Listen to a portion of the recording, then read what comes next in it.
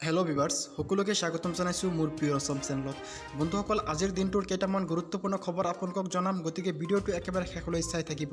ইয়াৰ আগতে আপুনি যদি মোৰ চেনেলটো এতিয়াও ছাবস্ক্ৰাইব কৰা নাই তেন্তে এনেকুৱা ভিডিঅ'বোৰৰ আপডেট সবাতোকৈ আগত পাবলৈ মোৰ চেনেলটো ছাবস্ক্ৰাইব কৰি কাষত থকা বেল আইকনটো প্ৰেছ কৰি দিব। প্ৰথমতে আপোনালোকক জনাওঁ যে লকডাউনৰ মাজতে 10খন ৰাজ্যত অনুষ্ঠিত হ'ব ৰাজ্যসভা নিৰ্বাচন। 19 জুনত অনুষ্ঠিত হ'ব 24খন আসনৰ বাবে ৰাজ্যসভাৰ নিৰ্বাচন। অসম সচিবালয়ৰ কৰ্মচাৰীৰ বাবে নতুন নিৰ্দেশনা।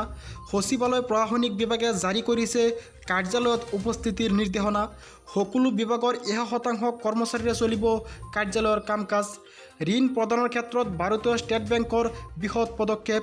কৃষি আৰু ক্ষুদ্ৰ ঋণ লওঁতাৰ বাবে বিশেষ উলম্ব FI আৰু MM। সৰ্বভাৰতীয় পৰ্যায়ত 8,000 গ্ৰাম্য আৰু উপনগৰীয় শাখালৈ ক্ষুদ্ৰ ঋণ।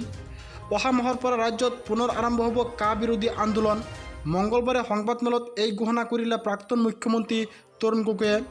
অসমত তৃতীয়গৰাকী চিকিৎসকৰ দেহত ধৰা পৰিছে কৰোনা ভাইৰাছৰ অৱস্থিতি।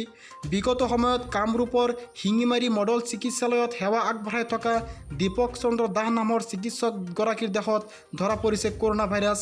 গতিকে ভিউৱাৰ্ছ, এইকেইটাই আছিলে আজিৰ গুৰুত্বপূৰ্ণ খবৰ। ভিডিঅ'টো ভাল লাগিলে সকলোৱে লাইক কৰিব আৰু এই ভিডিঅ'টো আপোনালোকৰ বন্ধুবৰ্গলৈ শ্বেয়াৰ কৰি দিব। ধন্যবাদ।